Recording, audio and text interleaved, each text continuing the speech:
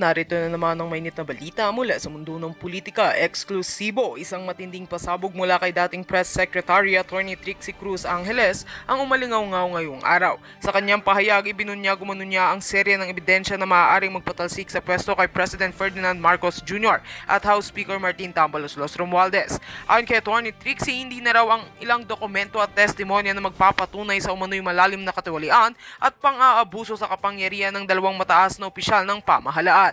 Sa eksklusibong panayam, sinabi ni Attorney Trixie na matagal na raw niyang hawak ang mga ebidensyang ito, ngunit ngayon lang niya ito binulgar dahil sa umano'y tamang oras at sapat ng suporta mula sa ilang mambabatas at opisyal ng hukuman. Dagdag pa niya, hindi lamang ito simpleng issue ng politika. Ito raw ay laban para sa hustisya at integridad ng gobyerno. Kung magpapatuloy ang investigasyon, posibleng maharap sa impeachment si PBBM at administratibong kaso si Romualdez. Kasabay nito, umugong ang spekulasyon na kung tuluyang maalis sa pwesto si President Marcos, maaaring magbukas ang pintuan para makabalik sa Pilipinas si dating Pangulong Rodrigo Duterte. Ayon sa ilang taga-suporta ni FPRRD, wala nang magiging hadlang sa kanyang pagbabalik kung magbabago ang kasalukuyang liderato. Pinapalakas pa ng balitang ito ang tensyon sa pagitan ng mga Marcos at Duterte camps na matagal nang usap-usapan sa larangan ng politika. Sa ngayon, wala pang formal na tugon mula sa Malacanang at sa kampo ni Speaker Romualdez singil sa pasabog ni Attorney Trixie. Gayunpaman, inaasahang maglalabas sila ng opisyal na pahayag sa mga susunod na araw upang sagutin ang mabibigat na akusasyon. Samantala, ang taong bayan ay muling nahahati, may mga naniniwalang ito ang simula ng paglilinis sa gobyerno habang ang iba naman ay naniniwalang ito isa lamang itong taktikang pampolitika.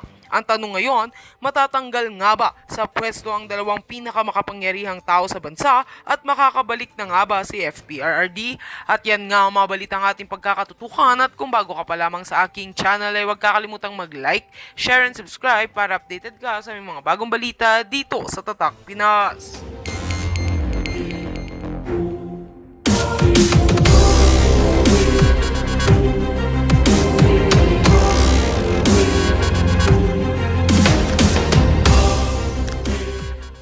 Magandang araw mga kabayan, nagbabalik po muli ang inyong lingkod upang magbigay sa inyo ng mga bago at nagbabagang mga balita.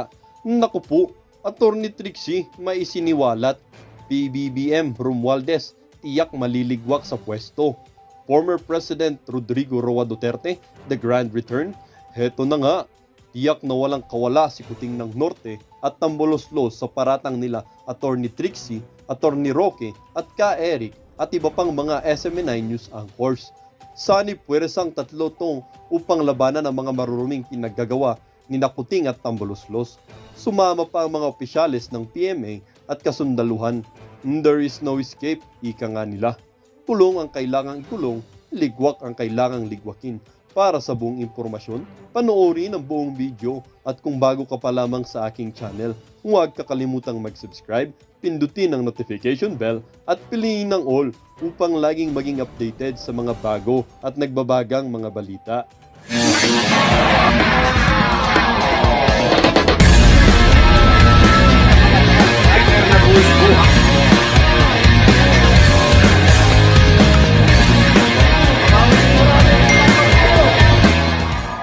Ang isyong ito ay naging usap-usapin din sa social media. Merong isang netizen na nagsabi, 6 years is too long for an irresponsible leader and too short for a responsible leader. God save our country. At sabi din ng isang netizen, we miss love Tatay Digong, former President Rodrigo Roa Duterte. Sana ibalik Tatay Digong, former President Rodrigo Duterte, family Duterte to Duterte, full support. Watching this video, good tips, salamat attorney at mga sir. God bless always. At sabi din ng isang netizen, Tatay Digong pa rin mula noon hanggang ngayon. Sir Attorney Roque, Tatay Digong, die-hard supporter po kami. Lahat, pati pamilya ko, kaibigan, kamag-anak ko from South Luzon to North Luzon. Go, go, go, go, Tatay Digong forever. Ito sabi ni Sepi Ross Crescent, si Duque sobrang lakas kay PRRD dati. Oo, at tuloy-tuloy yung criticism namin na kahit hanggang ngayon. Feeling ko balakid talaga yung yung dating health secretary dun sa dating administrasyon. Gayunpaman, kahit may Duque, yung dating administrasyon, ramdam na ramdam pa rin natin noon yung care at na nanggagaling dun sa dating Pangulo. The fact nga na sumasagot siya sa mga issue, malaking bagay yun eh. At binigyan pa niya ng pagkakataon itong si Duque na sagutin yung mga criticism on air and live. So nakita din natin na itong taong to, hindi talaga leader. Kasi ang sinabi niya noon, oo, nakakahiya nga kasi yung mga tao ko nag-fail. O, ang sabi ni Presidente Duterte sa kanya, yung mga hindi kasi binabayaran yung ibang healthcare workers, ang sabi ng Presidente sa kanya, ba't di mo sibakin? O, ano yung mga accomplishments? Meron lang humirit na travel more, ganyan. What about yung accomplishments ng Kongreso? Meron ba kayo? Sabi ni James, tsaka si Digong noon, sumasagot sa tao, may people's talk noon. Ngayon, ayaw ni BBM sumagot. Style niya talaga. Ang problema, okay lang kasi kung style yon. At ito yung paraan niya. Ganun talaga yung leadership niya. Ang problema, nananawagan na ang taong bayan para sa kanyang leadership. Ang problema, nananawagan na ng impormasyon ang taong bayan. Kung mali tayo at sa ating impression, okay, kung hindi totoo na walang nagagawa yung administrasyon, asa na ang accomplishment nyo? Hindi naman siguro mahirap magkwenta, di ba? Pero get ready din dapat sila dahil kung yung mga accomplishments nila ay katulad ng sinasabi ng ating DOT na wow, naka 4 million tayo or 5 million na tourists. Hindi naman nila pinabanggit nga, nakalahati no, na OFW na nagbalik bayan. Okay, this admin should be reminded that much of actual foreign investment coming in can be attributed to the Duterte admin efforts. Totoo yan. Kasi malinaw yung kanyang negative list. O, para dun sa mga loyalista na hindi pa, how do you call this? Na hindi pa updated. Okay? Malinaw kasi yung negative list ni Duterte. Kaya alam na alam ng mga foreign investors kung ano pwede at ano hindi. At hindi nagpapakalat ng fake news na lahat ng foreign investment ay 60-40 lang. Gagalak po tayo kasi akala ata ng mga kalaban ng mga Duterte, labos na si Presidente Duterte. Huy, kayo mga nag-aambisyon na maging presidente na sa tingin nyo, wala nang magic ang Duterte, no? Gumising po kayo sa katotohanan na hindi pa nga deklaradong kandidato ang Presidente Duterte, nangunguna na ngayon sa mga surveys, no? Isipin ninyo kapag tuluyan yung ginalit ang Duterte at ganyang kalakas ang appeal sa taong bayan, talaga magkakagulo tayo. So I would suggest, bumalik po kayo sa drawing board at suyuin na lang ang dating presidente para sa kanyang suporta kaysa labanan. Mas malaki pa po ang chance ninyo na maging matagumpay kahit ano man ang tatakbuhin ninyo, kung senador ban or presidente. Well, ang importante dyan, lalo na siya'y nangunguna, no? Pinapatunayan na nandyan pa rin ang Duterte Magic. In fact, tingin ko lalong lumakas ang Duterte Magic kasi nagkakaroon ng comparison doon sa panahon ni dating Presidente Duterte at yung panahon ngayon. No? At sa tingin ko, ang napapansin talaga ng mga taong bayan, naging mahina na tayo sa ating response pagdating sa problema sa droga at saka sa peace and order. No? So, nagkakaroon kayo rin ng comparison. Nagkakaroon din ng comparison kung gano'ng kahirap ang buhay ng mga panahon ni Duterte at panahon ngayon. At talaga naman mukhang mas mahirap ang buhay ngayon dahil hindi naman tumaas ng 700 pesos a kilo ang sibuyas ng panahon ni Presidente Duterte at hindi rin tumaas sa 50 pesos ngayon ang pinakamurang bigas. No? So, inevitable naman po yan na talagang ikukumpira ang mga performance ng mga namumuno at syempre, babalikan ng taong bayan kung ano yung mga pangakong ginawa rin ni PBBM nung nakalipas na eleksyon. Kasama na dyan yung 20 pesos kada kilo na presyo ng bigas na hanggang ngayon po ay naging mailang. Well, sa tingin ko po, talagang naririto na ang ICC. At nagkaroon po kasi ako ng impormasyon na nagbago talaga ang ihip ng hangin dahil na-chismis na nakipag-usap daw sa ilang mga general ang ating dating presidente at dahil dito ay nagkaroon ng presepsyon na baka sumusuporta siya sa D-Stop. No? At dahil dito, ang ganti daw ay makikipagtulungan sa ICC at kasama na sa pagtutulungan dyan yung pagsuserve ng warrant of arrest kung magkakaroon nga ng warrant of arrest. Pero sa akin, wala pong katotohanan sa tingin ko sa aking pagkakakilala kay dating Presidente Duterte na siya ay magiging kabahagi ng kahit anong destabilization. Unang-una, dating piskal po yan. Ang mga piskal talagang nasa isip nila, no? Pinupok sa kanilang pag-iisip na kinakailangan sumunod sa batas dahil ang naging trabaho nila bilang piskal ay litisin ang mga lumalabag sa batas kasama na yung mga subversibo at mag-advocate ng rebellion at kudita. No? Pangalawa, abogadong presidente. Pangatlo, siya po ay naging presidente at ama ng vice president. Kapag nagkaroon kasi ng destabilization po, apektado rin ang vice president. Dahil kapag nagkaroon ng kudita, edi wala na po ang saligang batas. Bali, wala na rin yung mandato na binigay sa sarili niyang anak na si Vice President Sara Duterte. No? So, imposible po na sumuporta si dating Presidente Rodrigo Roa Duterte sa kahit anong distab dahil apektado ang sarili niyang anak. That is a reality. So sa tingin ko, mali po yung basihan kung bakit nagbago ang ihip ng hangin at ang aking warning lang, magagamit din po yung ICC na yan sa mga nakaupong presidente. Pero sa akin po, ay sa isang Pilipino na sa list of counsel ng ICC, kahit ano pang mangyari, wala nang jurisdiksyon ng hukuman dito sa tinatawag na war on drugs, wala nang jurisdiksyon ng Pilipinas kay dating Presidente Rodrigo Roa Duterte at po pwede rin magkaroon ng jurisdiksyon ng ICC kung babalik tayo bilang miyembro uli ng ICC doon sa mga nanunungkulan ngayon at sa mga darating pang mga panahon. Well, ang pinaka nakakalungkot ay yung pagtuloy na pagbiyak ng unity. Hindi ko naman po masisisi ang ating VP Sara kung tuluyan na mabibiyak yan kasi after all, ang kanyang budget ang pinaghimasukan na unprecedented sa kasaysayan natin na kung sino pa ang kakamping Vice President, yun pa ang pinagdiskitehan na budget. So malungkot po talaga yan. Pangalawa po, ito po ay taon ng isang mga pangakong hindi naibigay sa taong bayan. Wala po sa amin yung mga nangangampanya kami nung panahon ng eleksyon na nagsabi kay Presidente PBBM na mangako siya ng 20 pesos kada kilo ng bigas. Wala pong kahit sino sa amin na nagbigay ng ganyang mungkahi. Nanggaling po sa kanya yan. Pero siyempre, susukati ng taong bayan ang nagawa ni PBBM sa pagkukumpira kung anong pangako. At nakita po natin ang pinaka-importanting pangako ay maila pa rin hanggang ngayon. In fact, nakakalungkot po na napilitan na nga ang ating PBBM na magtalaga ng permanent na Secretary of Agriculture matapos ang isang taon, itong buwan ng Nobyembre lamang. Ito po'y pag-amin na hindi na kaya ng pinakamakapangyarihang posisyon sa ating bayan na ibigay ang mas murang presyo ng pagkain sa ating mga mamamayan.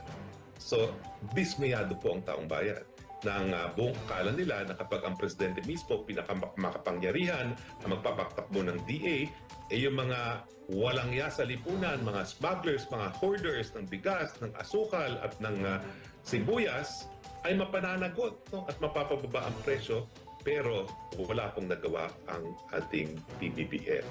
Hindi ko po inaatake ang presidente, it's simply a statement of fact. Dahilan nga po kung bakit nagtalaga na siya ng permanenteng Secretary of Agriculture, pero kung maalala niyo pong sinabi niya dati, bibitawan lang niya ang Departamento ng Agrikultura kung nagkaroon na ng structural changes. At kumbaga, it can function even without a President as Secretary of Agriculture. Hindi po nangyari yun dahil wala pong structural changes at all na nangyari. At syempre, malungkot nasa panlabas na relasyon, lalong lumala ang relasyon ng Pilipinas. In fact, we are now at our worst period in our bilateral relations with China.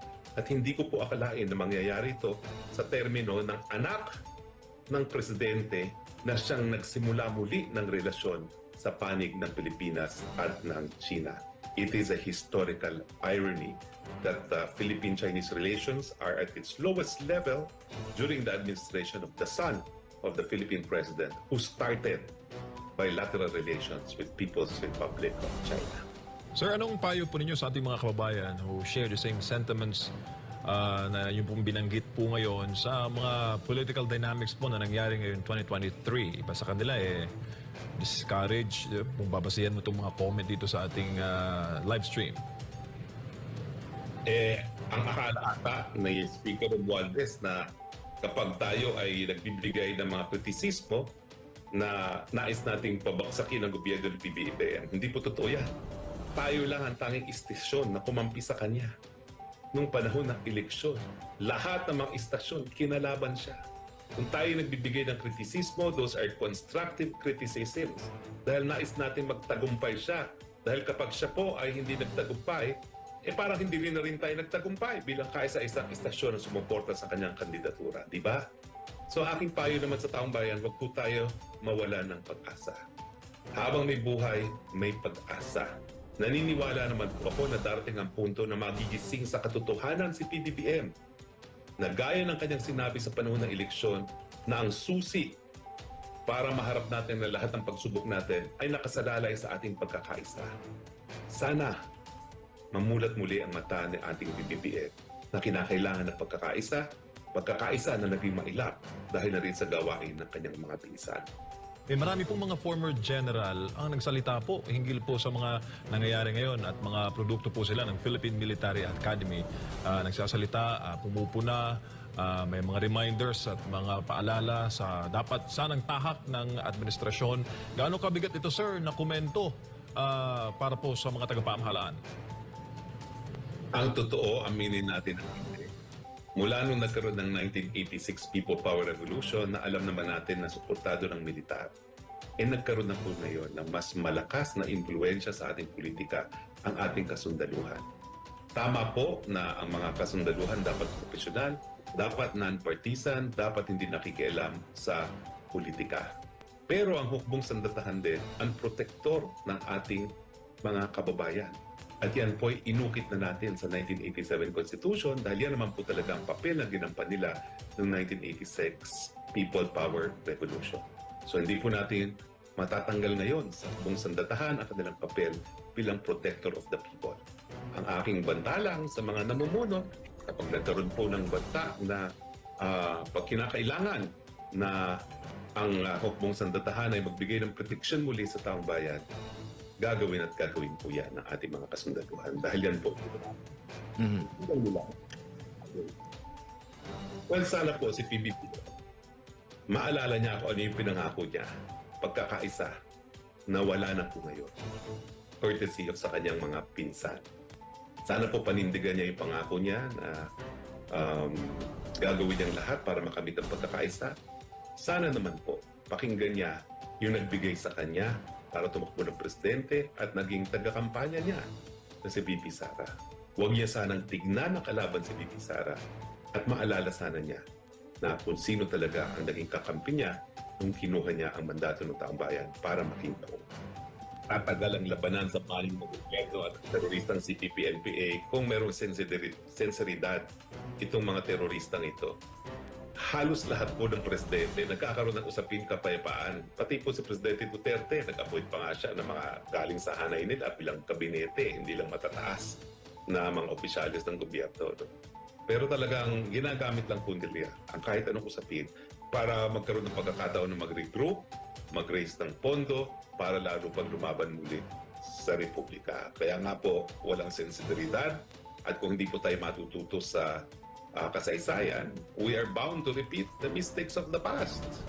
Kaya nga po, mabuti na lang merong isang VP Sara na nanindigan na walang sensibilidad yung mga teroristang yan. At dahil ang sinasabi naman natin ay tuluyan na silang maglalaog parang bula, bakit pa kinakailangan makipag-usap ng kapayapaan? Tapusin na lang sila nang matapos na ang problema dyan sa mga teroristang yan. NPA, pabor sa NPA ng uri ng mga abogado, itong National Union of Patakas Lawyers na nandito na ang mga initial investigators ng International Criminal Court at in-announce na nila ito. In spite of those, Miss Ina, Brother Franco, hindi po napigilan ang pagmamahal at pagtanggap ng sambayan ng Pilipino kay Rodrigo Duterte. Bakit? Tatlong factors na nakita natin dyan. Hindi po santo o Diyos na walang kasalanan si Rodrigo Duterte bilang tao. Pero in terms of the decisive leadership, in terms of very critical factor ng matatag na pamumuno at ang kanyang paninindigan na ipatupad ng todo-todo ang tamang batas sa mga kriminal, terorista at mga nagwawasak ng ating bayan, minahal siya ng taong bayan. Yes. So that kind of critical factor of strong and decisive leadership na nipakita ni Rodrigo Duterte mula nang siya ay mayor pa at naging presidente siya, yan ang nagbunsod na consistently kahit anong survey ang gagawin mo, very popular at tanggap at mahal siya ng sambayan ng Pilipino. Number 2, ang kanyang pagmamahal sa bayan. In spite of the fact na iniintriga siya na Mau Diggs. Sa isang interview sa akin, sabi ko, ano yung Mau Diggs? Mau Digong pala. Mau Chitong tsaka Digong. Ngayon ko nalaman yun. May mga lumabas kasi. Oo, may mga lumalabas. Photos. In spite of those insults against the President, kay former President Rodrigo Duterte, hindi naniniwala ang taong bayan na ipinagkakanulo at ibinibenta tayo ni Pangulong Duterte sa China sapagkat ang kanyang posisyon ay hindi pabor sa China kundi anti-war. anti-aggression sapagkat pinapangalagaan niyang hindi masalanta ng digmaan na hindi naman dapat kailangang mangyari ang mga bangayan natin sa China. Yun ang kanyang posisyon, kaya kinakausap niya Actually, ang yeah. China. Pinalagan nga ng ating former president yung pagwa-water cannon sa atin, di ba? Pinuna niya yun. Pinuna niya yun. Hindi Oo, at maganda yung sabi ginagawa. niya, hindi tayo magprotesta. And during his time, take note, during his time, 400 diplomatic protests were lodged against China. So kung totoo maka-China siya, hindi tayo nagpo-protesta. Ang punto lang naman dyan, ang pagmamahal sa bayan ni Rodrigo Duterte ay ang pagmamahal niya na huwag mapahamak. Ang taong bayan, ang ating puwersa militar at ang ating mga kasundaluhan at ang ating buong bayan ay magkaroon ng maraming kaibigan, hindi maraming kaaway, sapagkat hindi po nakabubuti sa ating bansa ang makipag-away at makipagdigmaan. So mali po at walang isla na nawala o anumang actual territory sa ating bansa. Sa panahon na 6 na taon na naging presidente siya, na itinuturo na siya ay maka-China. At naging issue yan ng mga hindi nag-aaral at kulang sa kaalaman ng mga kongresista para sabihin na si Digong ay broker ng China sa Pilipinas. Mali. Pati ang SMNI, inintriga nyo dyan. Number 3 na factor kung bakit very popular siya, nakikita ng taong bayan na kailangan po ang tinatawag na continuity of leadership. Strong and competent, decisive leader ang hinahanap nila. Ang personal or ang personification, ang pagkatao na yan ni Duterte, yan ang hinahanap nila. It's not about the man. It's about what he does to the country and what he was able to achieve to bring strong leadership to this republic. Yun po ang dahilan kung bakit pinamahal siya ng taong bayan. So thank you. At ang mamamayan po ang naghuhusga, ano pa man ang atake, political propaganda, machinations, and attack on the real score of how Rodrigo Duterte embraces the interests of the Filipino people. Still, ang mamamayang Pilipino ay nagbibigay ng tamang paghatol. At sa 3 magkasunod na survey, number 1, kung tatakbo siyang senador anytime in the elections from now, magiging number 1 senator si Rodrigo Duterte. May comment dito, Ka Eric, sabi ni Miss Elisa Puzon, Ka Eric, sama mo si Tatay Digong sa Kongreso. At sabi naman ni Jessie Sesio, sabi niya, mahal ang taong bayan si Tatay Digong dahil naramdaman namin ang kanyang pagmamahal sa bayan. Exactly. Exactly. And this is not a point of comparing Rodrigo Duterte as a former president to the current president, Bongbong Marcos Jr. Ito po ay objective facts. Hindi mo po ito mabubura.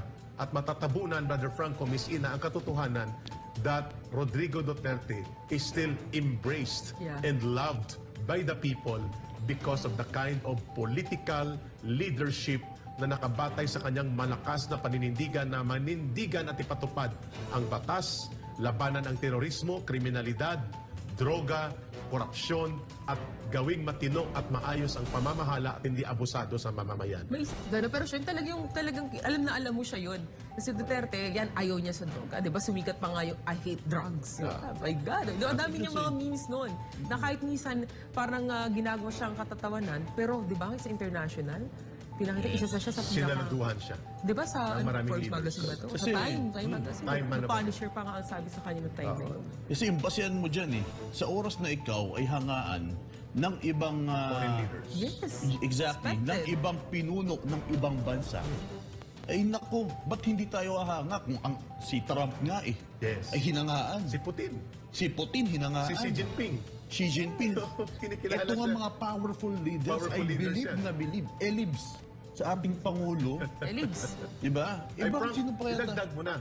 Ang former Prime Minister na pinatay sa Japan, si Abe, Yeah. pumunta mismo sa bahay Pumunta niya sa mismo sa Davao. bahay. Ganon. Diba? Pinuntahan sa Davao.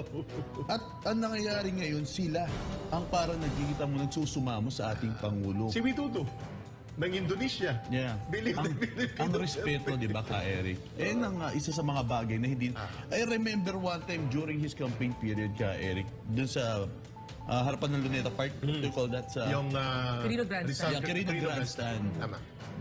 There was a time that he said that because he cannot cross this line, because once he crossed this line, that's like a playground for assassination na sa kanya. Kasi may security. Oo, may limit. security.